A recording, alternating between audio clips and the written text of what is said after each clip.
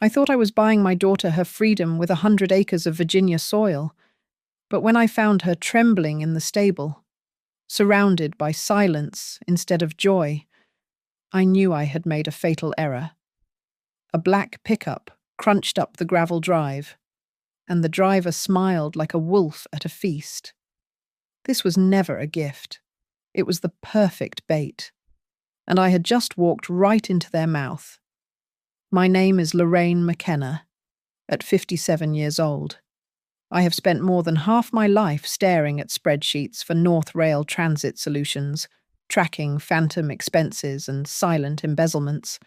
I learned early on that numbers do not lie, but the people who arrange them almost always do. I retired with a decent pension, a hollow house, and a crushing weight of guilt regarding my daughter, Hannah.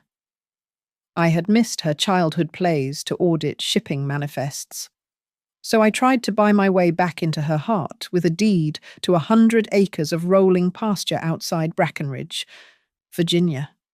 I thought I was giving her a sanctuary. I did not realize I was constructing a prison. I drove up the gravel lane 3 days after the closing ceremony, intending to surprise her with a set of vintage tack I had found at an auction. The farmhouse stood white and pristine against the Blue Ridge Mountains, but the silence was heavy. It was not the peaceful quiet of the country. It was the stifled silence of a held breath. I found Hannah in the main stable, sitting on a bale of hay with her head in her hands. She was 32, capable and strong, yet she looked small in the dim light. When she looked up, her eyes were red and swollen. I dropped the saddle I was carrying and rushed to her. As I reached for her hands, she flinched. There was a faint red band around her left wrist, not a bruise from a strike, but a friction burn, as if someone had grabbed her and pulled too hard. "Hannah," I said, my voice sharp with alarm. "What happened?" She pulled her hand away and tucked it under her arm. "Mom, please, you shouldn't be here. I own the mortgage on this place until the transfer fully clears," I said, crouching down. "Talk to me." She took a ragged breath, her chest hitching. Ethan's parents, the Kesslers. They came over to help with the setup. Marlene said I was overwhelmed. She said I didn't understand the zoning laws. Hannah looked at the stable door, terror in her eyes. They put papers in front of me. "Mom, an operating agreement, a financial power of attorney. They said if I didn't sign, they'd petition the court to declare me incompetent to manage assets. They said they'd take it all anyway." Before I could process the rage boiling in my chest, the sound of gravel crunching under tires announced an arrival. A black truck pulled up.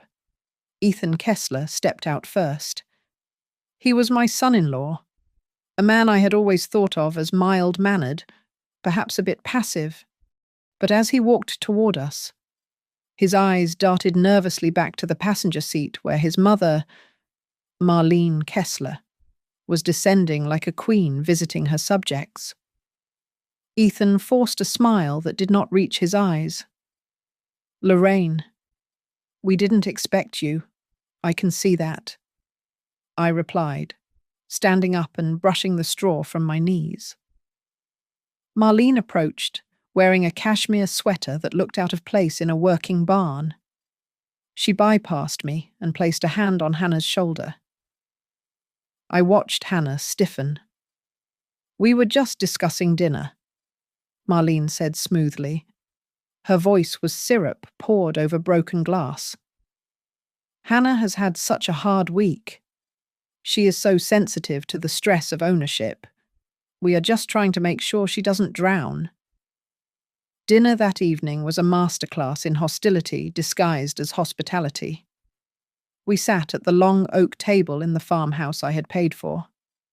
Marlene dominated the conversation, cutting into her steak with surgical precision. "You know, Lorraine," Marlene said, lifting her wine glass. "At your age, you should really be resting. Florida is lovely this time of year. You have done enough. Let the family handle the heavy lifting of the asset management. Emotions have no place in business, after all." I smiled tight. "I am an accountant. Marlene. I find emotions are rarely the problem. It is usually the math that gets people in trouble." Later that night, I feigned a headache and retreated to the guest room. I waited until the house was dark before creeping downstairs. I had noticed things earlier that my professional brain had catalogued automatically. There were new deadbolts on the door to the small office off the kitchen. And in the hallway, a dome camera blinked with a red LED. It was a commercial-grade lens, positioned not to watch the exterior for intruders, but focused directly on the filing cabinet. I picked the lock on the office door with a tension wrench I kept on my keychain, a habit from a past life where lost keys were common. Inside, I found the transfer documents sitting on the desk. I flipped through the pages. The deed I had signed was there, but attached to it was an addendum I had never seen before. It bore a notary seal that looked authentic, but my heart stopped when I looked at the pagination. The document I signed had 5 pages. This one had 7.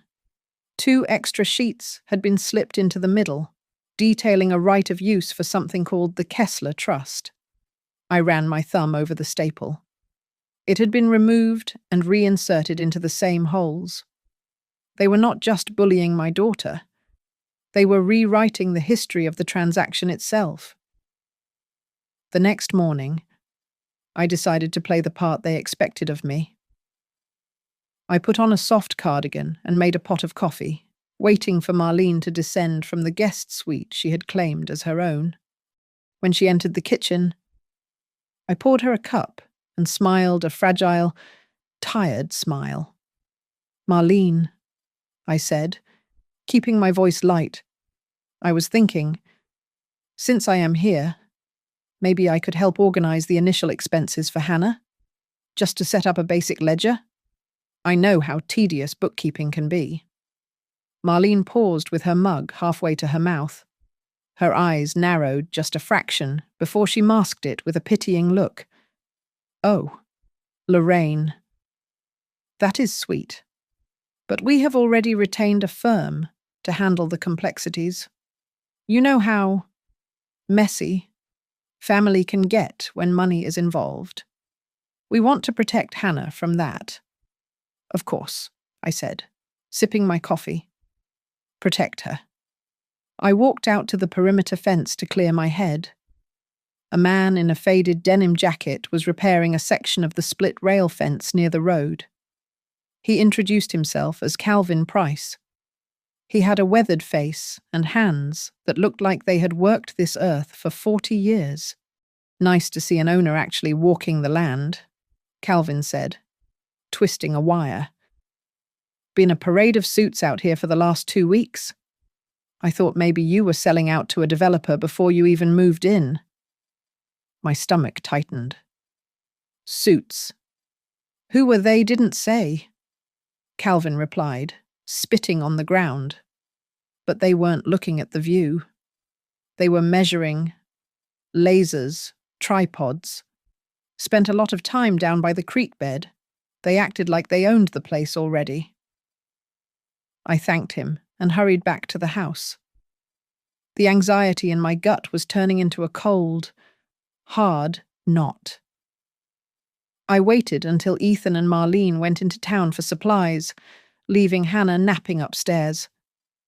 I went straight to the kitchen trash can. It had been emptied, but not thoroughly.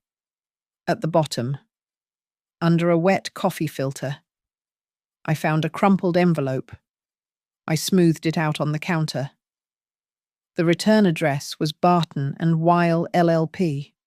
It was a window envelope, and the letter inside was gone. but the header, visible through the plastic film, read, "Notice of default." Default on what I whispered to myself. Ethan walked in through the back door, startling me. I shoved the envelope into my pocket. "Ethan," I said, turning around. I saw some surveyor's markers down by the creek, and I found a reference to a loan. "What is going on?" He blinked, his face flushing a deep crimson. "Oh, that... it's just a bridge loan. Lorraine, we need to upgrade the water filtration system for the livestock. It's expensive. A water system costs maybe $15,000, I said, my voice dropping an octave. You don't get a notice of default for a renovation loan in the first month, unless the principal is massive. How much did you borrow against this land? Ethan?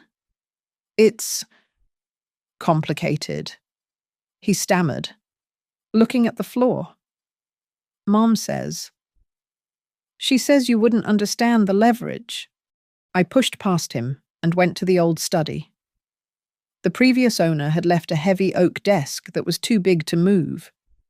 I remembered from the inspection that one of the drawers had a false bottom. I pulled it open and felt around the back edge until my finger hooked a small latch. It clicked open. Inside was a dusty folder containing minutes from a local planning council meeting dated 3 years ago. I scanned the document until a phrase jumped out at me. Proposed transport corridor. My blood ran cold. I worked for North Rail Transit Solutions for 20 years. I knew that project. It was a massive freight rail bypass designed to cut through this valley, connecting the distribution hubs in the north to the coast. It was a $1 billion contract. The project had been killed because North Rail could not secure the rights of way from the local farmers. They needed contiguous land. I ran upstairs and woke Hannah. She looked groggy and scared. "Hannah." "Listen to me," I said, gripping her shoulders. "Did you sign a document giving them rights to negotiate land usage?" She began to cry, her breath catching in her throat. Marlene said. She said the debt was piling up. She said if I signed the representation agreement, she could talk to the creditors for me. She promised to fix it. But then she changed the passwords on the bank accounts. I can't even see the balance. Mum? She is not fixing debt. "Hannah," I said, the realization hitting me like a physical blow. She is creating it to force a sale. My phone buzzed in my pocket. I pulled it out. It was a text message from a number I did not recognize. "You gifted the farm at the perfect time. But you didn't gift it to your daughter, you gifted it to them." I locked myself in the guest room and spread the documents out on the bedspread. I read every line of fine print until my eyes burned. On page 12, buried under a paragraph about easement maintenance, I found it. It was a right of repurchase clause. It stated that in the event the owner demonstrated management incapacity or financial distress, the original guarantors, which the paperwork listed as the Kessler Trust, had the right to buy back the property at 60% of its tax-assessed value. It was a liquidation sale written into the deed, triggered by the very crisis they were manufacturing. At noon, Marlene turned the farmhouse kitchen into a war room disguised as a luncheon. She had invited a man from the local bank and a junior associate from Barton and Weil LLP. There were fresh pastries on the counter and a pot of tea steaming in the center of the table, but the atmosphere was as sterile as an operating theatre. "Lorraine, please sit," Marlene said, gesturing to a chair. "We are just discussing how best to support Hannah. This is Mr. Henderson from the bank and Mr. Doyle, our family attorney." Mr. Doyle slid a single sheet of paper across the oak table toward me. "Mrs. McKenna." We understand you are concerned. We are drafting a temporary conservatorship agreement. It is merely a formality to freeze the assets before the creditors take action. If you could just sign here as a witness to your daughter's current state of mind, it would help us expedite the protection order. I looked at the paper. It was an affidavit stating that I had witnessed Hannah suffering from severe emotional instability and inability to make rational decisions. You want me to sign a legal document declaring my daughter incompetent? I asked, my voice level. We want you to help us save her home, Marlene said, pouring tea. She is fragile. Lorraine. You saw her in the barn. She is unraveling. I pushed the paper back. Hannah is not unraveling. Marlene. She is being suffocated. I will not sign this. Marlene sighed. A sound of disappointed patience. I was afraid you would be difficult. Later that afternoon, I found a mailer on the hall table that had been overlooked.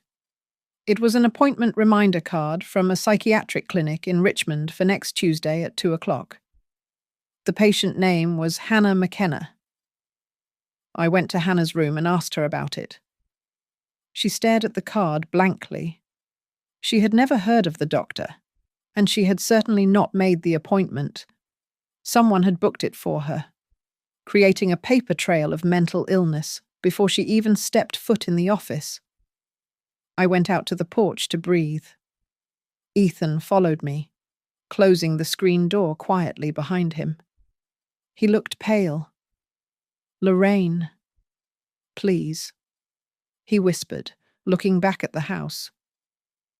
Don't make this a fight. You don't know how. Persistent. My mother can be. Just let them handle the paperwork. Once the debt is restructured, it will go back to normal. Ethan, I said, turning to face him. There is no normal after this. They are building a case to take her rights away. You are her husband. Why are you letting them do this? He looked down at his boots. I can't stop it. If I go against the trust, I lose my position in the family business. We'd have nothing. That evening, Marlene shifted her target. We were sitting in the living room when she looked at me with faux concern. Lorraine, dear, you seem very agitated. Are you taking your blood pressure medication? I noticed you were quite forgetful about where you put your keys earlier. At our age, cognitive decline can start so subtly. I froze. She was doing it to me too. She was planting seeds of doubt in front of Ethan and the housekeeper, setting up a narrative that I was a confused, elderly woman whose testimony could not be trusted. I did not argue. I did not scream. I took a small notebook from my pocket and wrote down her exact words, the time, 6:45 in the evening, and the names of everyone in the room. I did not record her audio yet. Virginia is a one-party consent state. But I knew a lawyer like hers would twist a secret recording into evidence of my paranoia. I needed to be unimpeachable. Just before sunset, a car pulled into the drive. A woman in a beige pantsuit stepped out, carrying a portfolio.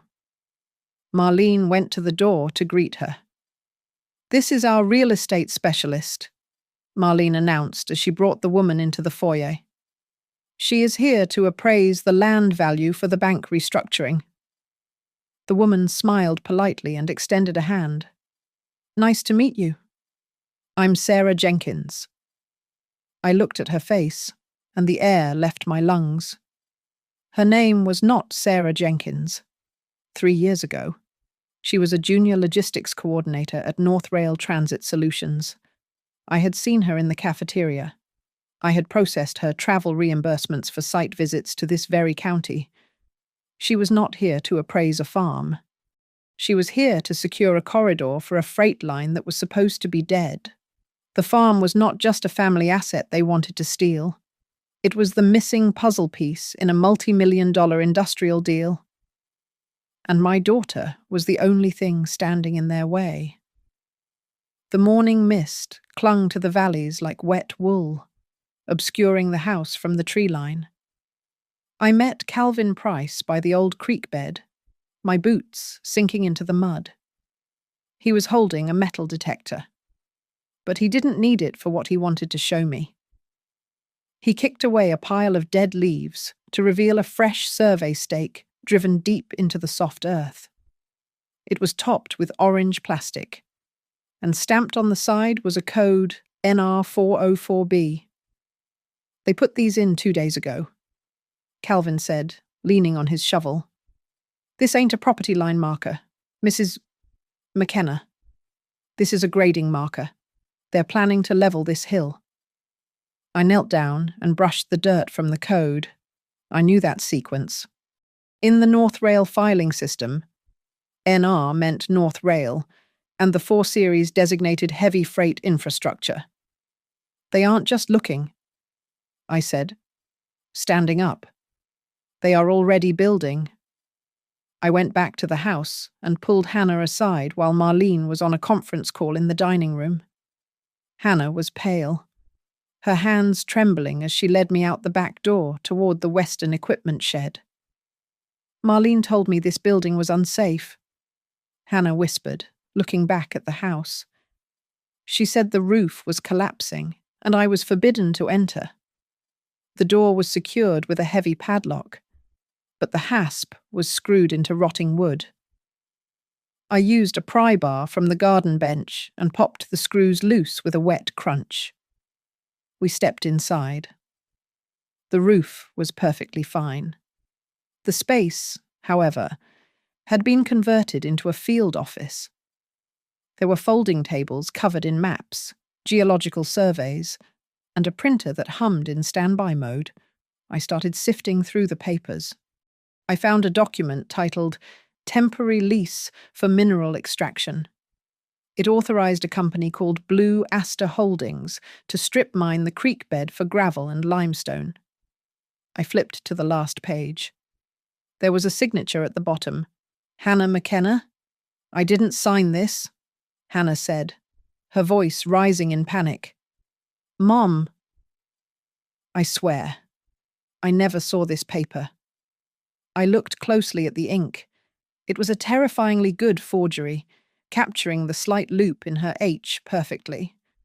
But the pressure was too even, lacking the natural variation of a human hand. They don't need you to sign it, I said, my voice cold. They just need a piece of paper to show the investors. And when the money disappears, they will point to this signature and say you authorized it. They are setting you up to look like you are frantically liquidating assets. I took a photo of the document and stepped outside to make a call. I dialed a notary I had worked with for 15 years, a man who kept meticulous records. I asked him to verify the notary seal number I had seen on the deed addendum the night before. He called me back in 10 minutes. Lorraine, the seal is legitimate. It belongs to a notary in Arlington.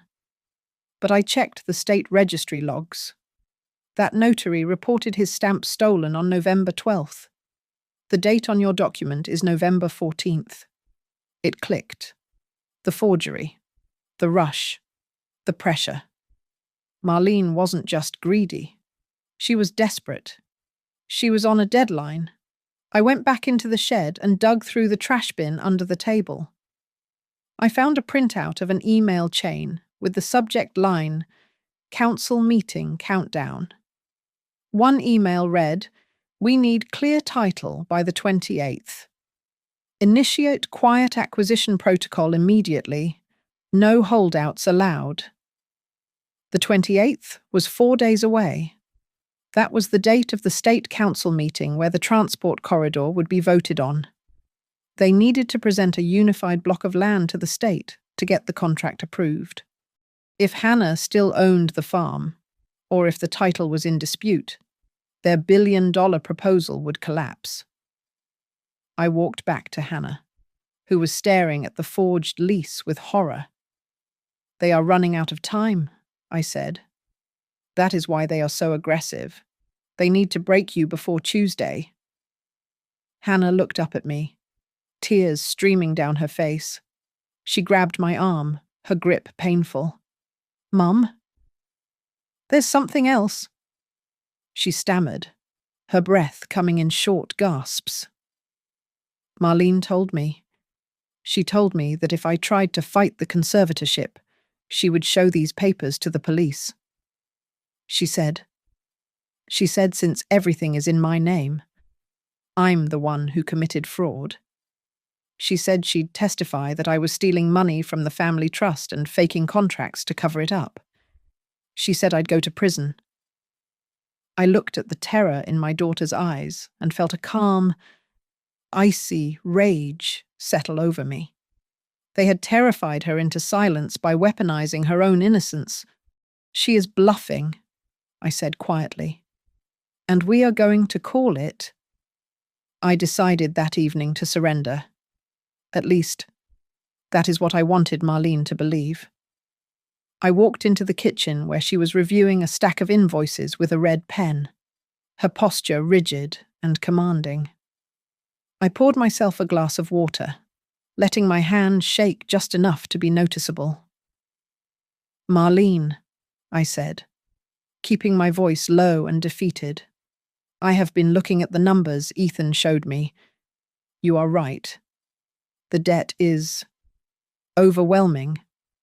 If selling the mineral rights is the only way to clear the ledger so Hannah can start fresh, then I suppose we must support it." Marlene lowered her pen. Her eyes scanned my face, looking for a crack in the performance. But I gave her nothing but the tired resignation of an old woman who had lost her fight. "I am glad you finally see reason. Lorraine," she said, her smile tight and triumphant. "We only want to stabilize the situation. Once the cash flow is corrected, Hannah can breathe again." "Yes," I said. "She needs to breathe." I went upstairs and waited for the house to go silent. At 2 a.m, I opened my laptop and navigated to the bank's portal. Marlene had changed the passwords, but she had made a classic arrogant mistake. She had not changed the security questions. She assumed she knew everything about Hannah, but she did not know the name of the imaginary friend Hannah had when she was 5. I typed Barnaby into the field. The screen flashed green. Access granted. I downloaded the transaction history for the last 6 months and began the audit. It was not a chaotic spending spree. It was a surgical siphoning. Every Tuesday. There was a transfer of exactly $450 labeled Operational Consulting. The recipient was Blue Aster Holdings. My breath hitched. I knew that name. 10 years ago, when I was auditing a subsidiary for North Rail. Blue Aster appeared as a vendor for logistical support. In reality, they were a shell company used to move money off the books to bribe local zoning officials. They disappeared the moment an investigation started. If they were active here, this was not just a family scam. It was a resurrection of a criminal network. I needed them to confirm they were active. I opened a new tab and logged into Hannah's email. She had given me access years ago so I could help her with taxes. I composed a message to the contact listed on the Blue Aster transfers. Subject contract expansion. Regarding the additional acreage discussing yesterday, please confirm the terms for the eastern plot so I can sign off before the 28th. It was a bluff. I had no idea about the eastern plot, but based on the survey markers, that was where they were heading. I hit send. If they replied, I had proof of collusion. The next morning, the tension in the house shifted. Marlene was aggressive, demanding Hannah hand over her passport and driver's license for safekeeping while the legal proceedings were finalized. Hannah stood in the hallway, clutching her purse to her chest, looking like a trapped animal. "Give it to me." "Hannah," Marlene snapped, extending a manicured hand. "You are not responsible enough to hold these documents right now." "No," Hannah whispered. Marlene took a step forward, her face twisting into a sneer. "Do not make me call the sheriff to report a theft of family property."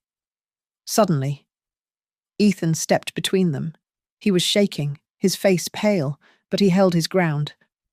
"Stop it, Mom," he said, his voice cracking. "Excuse me," Marlene hissed. "I said stop it," Ethan shouted. "She isn't like the others. You can't just strip her down like you did to the Miller family. She's my wife." Marlene stared at him with cold indifference. "And who paid for your degree? Ethan, who cleared your slate. Go to your room." Ethan wilted. He looked at Hannah with eyes full of shame, then turned and walked away. I watched him go, my mind racing. The others. The Miller family. Ethan was not a partner. He was a hostage. I went back to the financial records and dug deeper into Ethan's credit history. I found it buried in a consolidated loan file. $120,000 in student debt. Paid off in a single lump sum 3 years ago. The payer was not Marlene. It was Blue Aster Holdings. They owned him. But as I scrutinized the signature line on the authorization for that payment, and then compared it to the forged lease and the deed addendum, I realized I had been looking at the wrong villain. Marlene was the enforcer, the voice, the face of the cruelty. But the signature at the bottom of every single high-level document, the hand that actually moved the money, was not hers. It was a sharp, angular scrawl I had seen only once before on a wedding invitation. Grant Kessler, Ethan's father, the man who supposedly sat in a wheelchair in a nursing home 3 counties over. He was not invalid. He was the architect, and he had been signing my daughter's life away from the shadows. Grant Kessler did not look like a man who spent his days in a nursing home. He walked into the farmhouse kitchen at 6 o'clock sharp, wearing a charcoal suit that cost more than the truck I drove to get here. He did not hug his son. He did not greet his wife. He placed a leather briefcase on the table and checked his watch, treating the dinner hour not as a family gathering, but as a scheduled board meeting that was already running late. "We are looking at a critical timeline here," Grant said, his voice a dry, gravelly baritone. He looked at Hannah, not with kindness, but with the impatient disappointment of a CEO addressing an underperforming branch manager. "The asset is currently a liability. We need to optimize the holding structure before the fiscal quarter ends. Your emotional attachment to the dirt is costing us leverage." Hannah stared at her plate, her hands gripping the silverware so hard her knuckles were white. It isn't just dirt, Grant. It's my home. It is a depreciating asset requiring capital injection," Grant corrected her, opening a folder. "Which is why we have prepared a humane solution, a transfer of governance." He slid a heavy document across the table.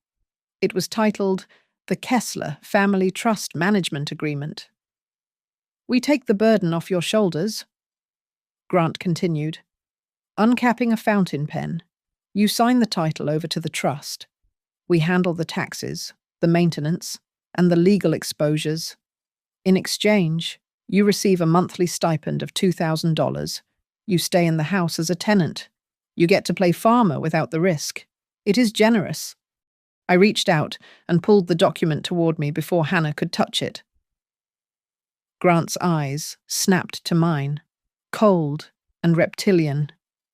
"I am just looking out for my daughter's interests," I said, putting on my reading glasses. I scanned the legalese. It was a masterpiece of entrapment. Section 4 contained a clause regarding protective isolation. It stated that the trustees had the sole authority to restrict the beneficiary's contact with any individual deemed a negative influence on mental stability. This clause, I said, tapping the paper. It allows you to ban anyone you want from visiting her, including her mother. Marlene cut in, her voice dripping with false sympathy.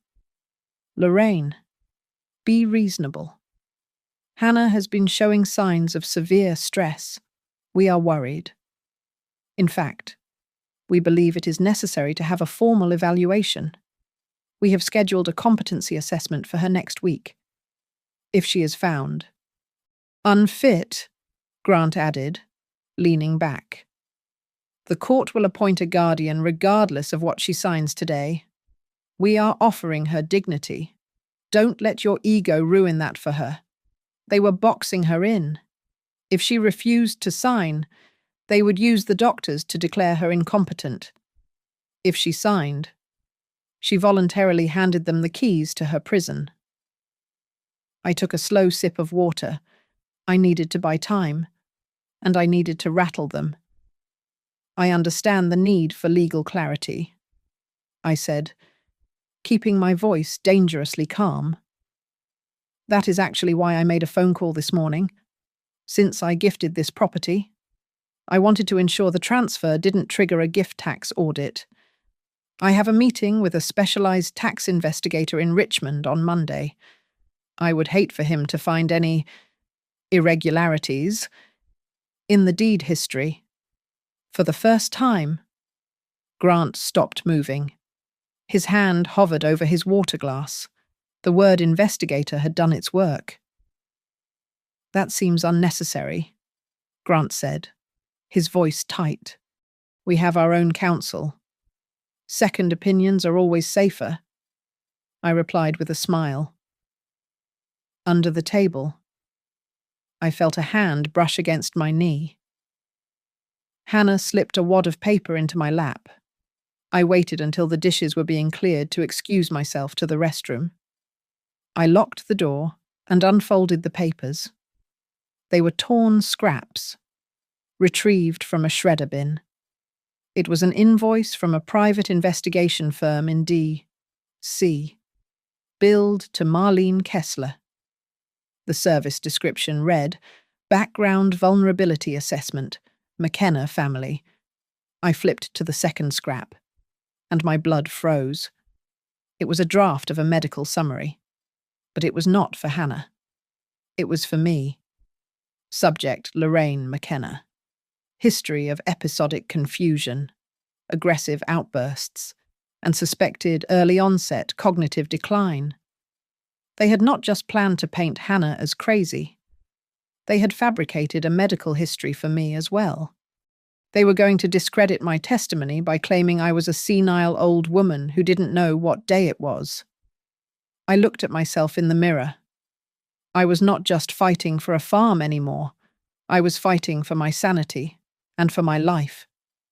I drove 40 miles to a public library in the next county to make the call, ensuring my phone didn't ping off the local towers monitored by the Kesslers. Dana R. Holloway was a lawyer in Richmond with a reputation for shredding inheritance fraudsters. I had read about her in a trade journal years ago. She listened to my summary without interrupting, her silence heavier than the static on the line. Mrs. McKenna. Listen to me carefully, Dana said, her voice sharp and clear. If we file a standard property dispute, they will bury you in motions until your daughter is bankrupt. We need to frame this as a criminal conspiracy to defraud. We don't just want the farm back. We want a temporary restraining order on the asset transfer, and we need to freeze the transaction based on duress. I have the forged lease, I said, clutching the phone. Good, Dana replied. But a signature contest takes months. I need a pattern. Prove to me that they are manufacturing her consent. If you can show me the mechanism of the fraud, I can get a judge to lock the deed by Monday morning.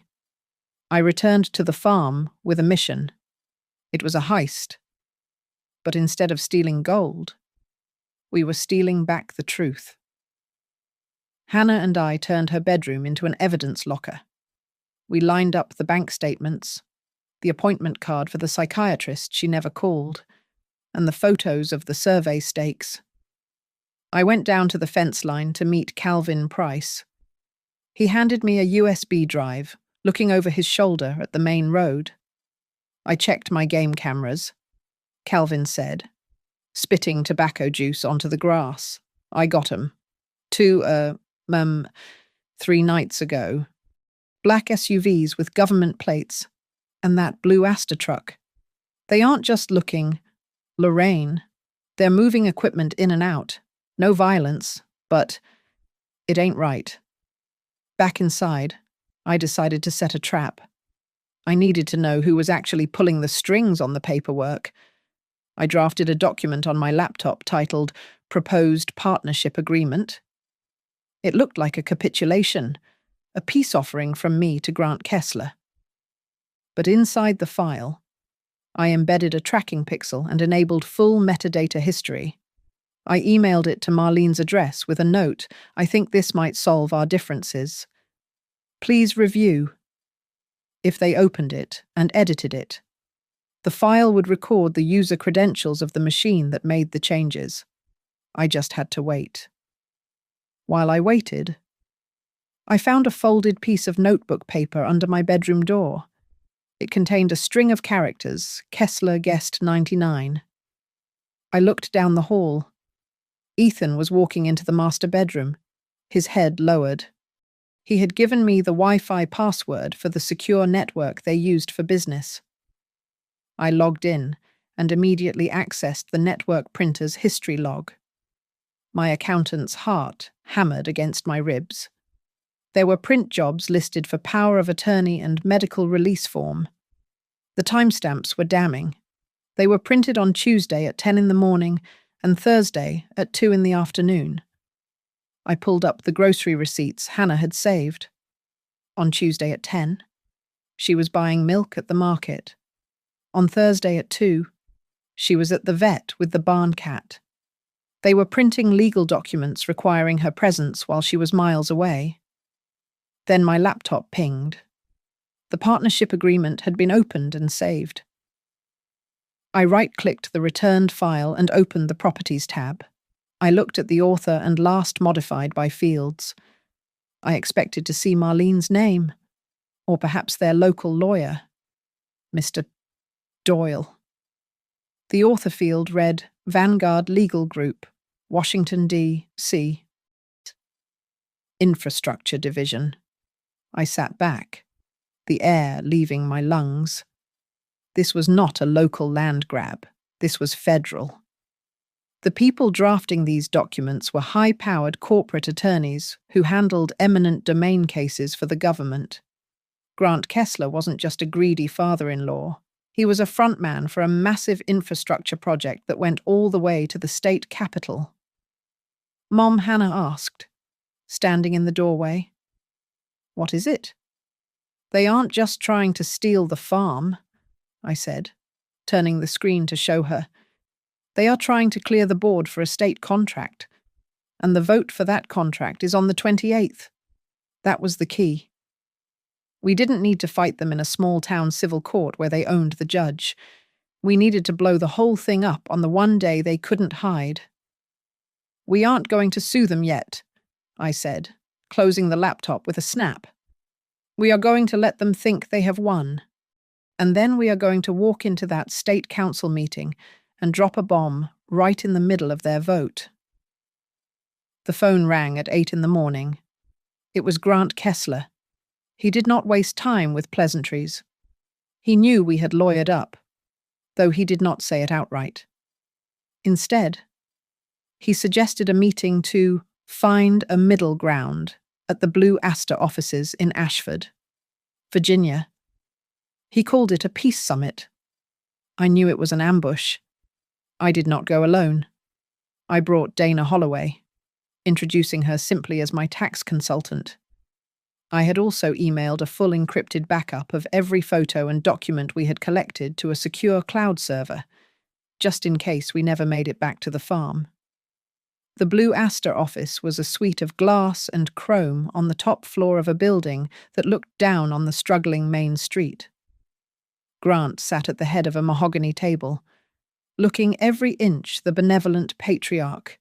"Lorraine," Grant said, gesturing to the view, "I think we have gotten off on the wrong foot. We all want what is best for Hannah. I am prepared to offer a buyout. $3 million. That is triple the market value." I kept my face impassive. And the catch Grant slid a folder across the table, a standard liability release. Hannah signs a statement acknowledging that her management of the property was financially unsound, and that she voluntarily cedes control to the trust to avoid bankruptcy. It protects us from future litigation. He wanted to buy the land, but he also wanted to buy her reputation. He wanted a legal document saying she was incompetent, just in case anyone ever asked why they took the farm. I leaned forward, feigning admiration. "You are thorough, Grant, I have to admit. You have a talent for turning messy family assets into clean corporate projects." Grant smiled, his ego getting the better of him. "It is about vision, Lorraine. You see a farm. I see the connecting node for the Virginia 7 corridor. We have been assembling this chain for 5 years. I froze. Virginia 7. I had seen that code before. It was on the cover of the cancelled North Rail project file I had archived years ago. He had just confirmed the link. Dana imperceptibly tapped her pen against her notebook. We had him. We left the office with a promise to consider the offer. I felt a surge of adrenaline, thinking we had the upper hand. But by the time we drove back to Brackenridge, the counterattack had already begun. Hannah met us at the door, her face grey. "Mum?" She choked out, holding her phone. I tried to buy feed at the supply store. The card was declined. I called the bank. They said my accounts are frozen due to suspicious activity, an internal fraud alert. "They are cutting off her oxygen," I said, realizing the cruelty of the timing. They were starving her out. Later that evening, I went into town to pick up dinner. The cashier at the diner, a woman I had known for years, wouldn't look me in the eye. "Everything okay?" "Betty," I asked. She wiped the counter nervously. "Look, Lorraine, I don't want trouble. But Marlene was in here earlier. She was telling folks you've been hearing things, that you're off your meds and holding Hannah hostage out there. People are talking." I walked out into the cool night air, feeling the walls of the town closing in. Marlene was isolating us, painting me as the unstable villain so that when they finally made their move, no one would help us. When I got back to the farm, a shadow detached itself from the barn wall. It was Calvin Price. He looked terrified. "Calvin," I asked. "They came to my house. Mrs. McKenna," Calvin said, his voice trembling. "2 guys. Said if I kept fixing your fences, I'd lose the contract for the new county school. I can't afford that. I have 3 kids. My heart sank. I understand. Calvin, go home." "No," Calvin said, reaching into his jacket. "I can't work for you anymore. But I can't let them do this. I dug up the old septic records like you asked. But I found something else." He handed me a dirty envelope. "I was the foreman when they built the access road 10 years ago," Calvin whispered. "Grant Kessler paid me in cash to move the property markers 20 feet south. He's been stealing land from this farm for a decade. Here is the original site map with his handwriting on it. He shoved the envelope into my hands and ran back to his truck. I watched his taillights fade, clutching the paper that proved this theft didn't start weeks ago. It started years ago. And now, we had the weapon to end it. Dana Holloway moved with the speed of a striking cobra. By 9 o'clock Monday morning, she had filed an emergency motion in the county clerk's office, demanding an immediate freeze on all transfers regarding the McKenna property and a forensic audit of every transaction connected to Blue Aster Holdings. We knew it was a long shot to get a judge to sign it before lunch, but the filing itself was the opening salvo. At noon, I set the stage. I invited Grant and Marlene to the farmhouse for what I termed a final settlement discussion. They arrived expecting a surrender. What they found was a courtroom assembled in my kitchen. I had asked Mr. Henderson from the bank, the notary public who had verified the original deed years ago, and Mrs. Gable, a town council member who had known Hannah since kindergarten, to join us as neutral witnesses.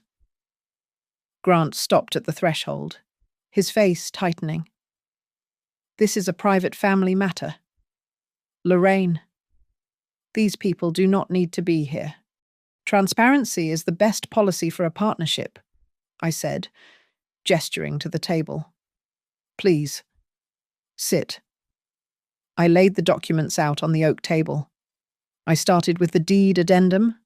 Mr. Notary, I said, pointing to the stamp. This seal belongs to a man who reported his stamp stolen 2 days before this document was dated. And if you look at the page count, the original deed had 5 pages. This one has 7. The staple holes on the cover page do not align with the interior pages. Someone took this apart and added new terms. Grant didn't flinch. He reached into his briefcase and pulled out a file of his own. We can discuss clerical errors all day, Grant said, his voice smooth and dismissive. But the reality is that Hannah is unwell. We have a signed affidavit from a clinical psychologist stating she suffers from acute anxiety and is prone to paranoid delusions. Here is the diagnosis code. He slid a medical report across the table toward Mrs. Gable. I glanced at it. That is an interesting diagnosis, I said calmly. But that doctor used a billing code that was retired 5 years ago. And the clinic address on the letterhead, it is a P.O. box inside a strip mall that was demolished last month. I checked.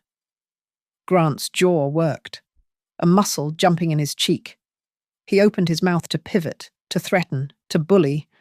I let him speak. I needed the witnesses to hear the venom in his tone.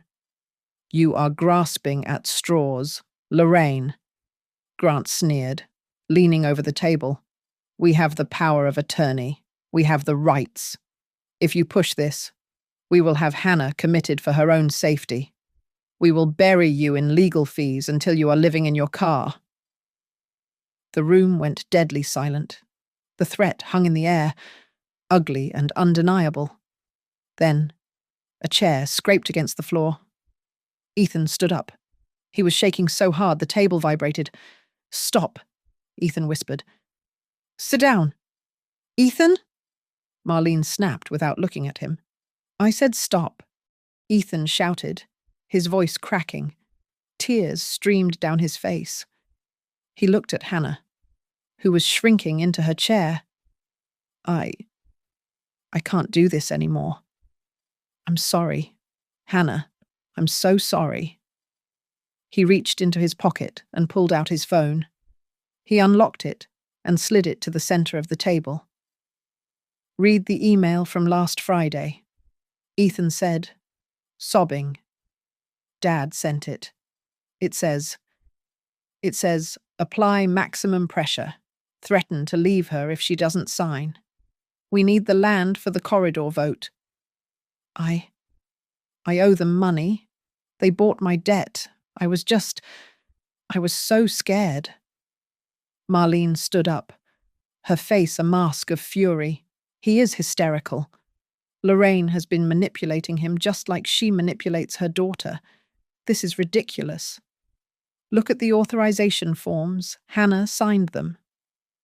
The notary picked up the power of attorney document Marlene was pointing at. He squinted at the signature. Actually, Mrs. Kessler, the notary said slowly. I have notarized Hannah's signature on 4 different occasions over the years. She loops her Y at the end. This signature. It has a sharp tail. This isn't her hand. Grant slammed his hand on the table, rattling the teacups. This is a farce. We are leaving. Suddenly, the front door opened. A young man in a suit, clearly a courier, stepped in. He looked confused by the crowd, but spotted Grant. Mr. Kessler, the courier asked. Message from the head office. It's urgent. Grant snatched the envelope, ripped it open, and scanned the document. A slow, arrogant smile spread across his face. He held up the paper. It seems your little maneuver failed. Lorraine, Grant announced triumphantly. This is a notice from the court. Your emergency motion for an injunction has been denied. The judge threw it out. The transfer stands. The room seemed to tilt. Hannah gasped. Grant and Marlene looked at us with pure predation, sensing the kill. But I looked at Dana. She wasn't panicked. She was smiling. Is that so? Dana asked softly. That is strange, because I haven't actually filed the motion yet. I just uploaded a draft to the shared digital portal to see if anyone was illegally monitoring our case files. Grant looked at the paper, then at Dana, his face draining of color. You didn't get that from the court, Dana said, her voice like ice. You got that from your mole inside the clerk's office, and you just proved you are intercepting privileged legal communications. The silence in the farmhouse kitchen was absolute. Grant stared at the fake court notice, his hands trembling with a rage he could no longer conceal behind his corporate mask. You didn't just intercept a file, Grant hissed, crushing the paper.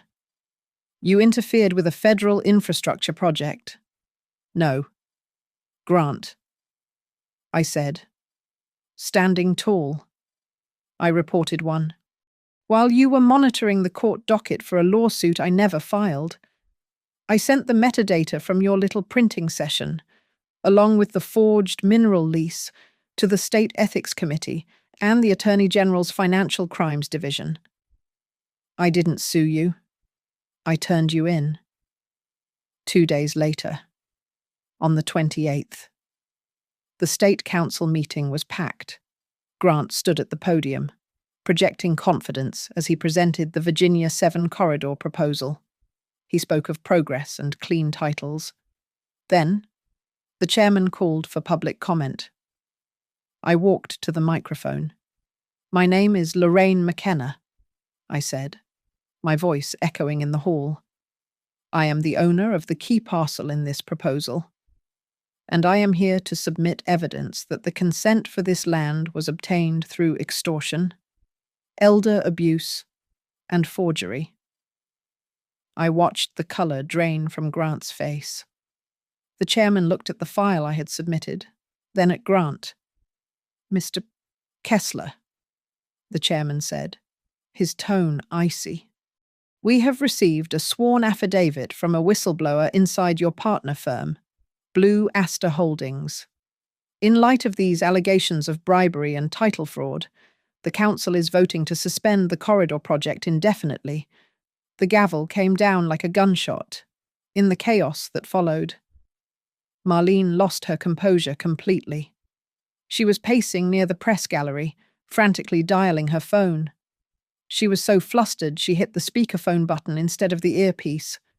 Her voice, shrill and panicked, cut through the murmurs of the crowd. Grant, you said you handled the mother. You said she was senile. You have to shut her up. If she talks about the bribe money, we lose the house.